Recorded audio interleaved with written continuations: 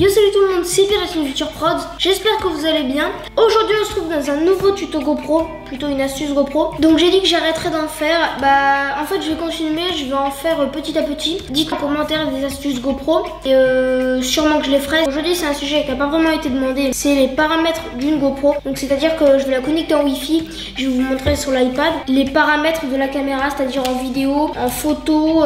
Donc j'ai déjà fait une vidéo sur comment la connecter en Wi-Fi. Je vais y aller, vous allez voir plein d'illustrations. Donc déjà sur l'écran principal, en haut à gauche, on a la résolution qu'on a choisie avec les images par seconde et l'angle. Après en haut à droite, on peut éteindre la GoPro, mais on peut aussi voir sa batterie. Également le signal Wi-Fi. En dessous, on a la clé à molette qui permet d'aller dans les réglages, mais ça on verra plus tard. En bas on a le mode, quand on choisit le mode vidéo, soit on choisit le mode boucle. En mode photo, on a le mode photo simple, et sinon on a accéléré et rafale. Donc accéléré en gros c'est time-lapse. En bas à gauche on peut aller voir nos rushs. On peut également voir s'il y a la carte SD. Là, il me dit qu'il n'y a pas de carte SD. D'abord, on a la résolution. Alors, sur certaines GoPro, vous pouvez aller jusqu'en 4K. Les GoPro, il y a VGA. C'est le mode le plus pourri. C'est du 480p. Après, on a majoritairement sur toutes les caméras du 720p, du 1080p. Par exemple, le 720p, je peux filmer à 100 images par seconde. Il y a aussi un mode 960p. Je vois pas trop l'utilité. Ça fait toujours ça de plus. Sur la session, on a aussi le mode 1440p. Ça fait une meilleure qualité. Sauf qu'il y a des bandes noires sur le côté. Et ça, c'est dommage si vous voulez la mettre sur YouTube. Ça fait du 4 tiers. Après, frame par seconde, vous avez 60 et 30 pour les 1080p. Après, si on prend 720p par exemple, on a 60, 30 et 100, donc pour faire des ralentis. Si on prend du VGA, on aura automatiquement 120 images par seconde. Et en 1440p, c'est 30 images seconde, c'est tout. Donc on va rester en 1080p. Après, on a l'angle, donc soit wide, soit medium. Wide, c'est un grand angle. Medium, ça va un peu zoomer dans l'image.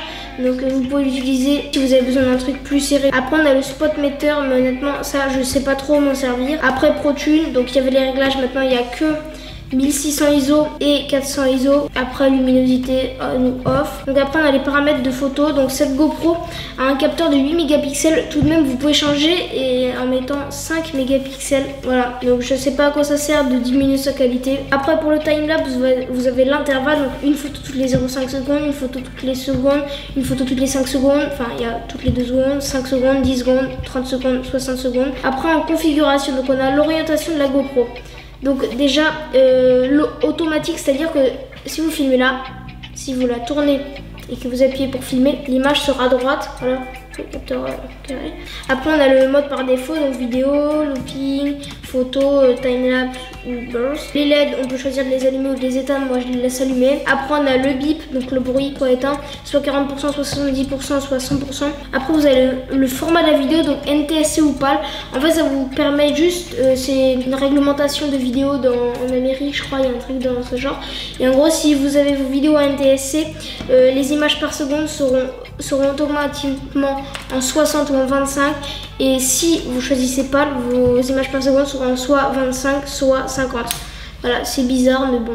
La date et l'heure, et après on a fini. Après il y a le nom de la caméra, la version, tout ça. Donc voilà, c'est tout pour cette vidéo présentation des paramètres de GoPro Hero 4 Session. C'est majoritairement les mêmes pour la Hero 5 Session que j'ai pu tester. Après forcément il y a des paramètres qui changent. Par exemple on peut filmer en 4K sur les Hero 5, voilà. Merci d'avoir suivi cette vidéo. Si vous avez des idées d'astuces GoPro, dites-les en commentaire, on les fera sûrement. Et merci d'avoir suivi cette vidéo. A plus.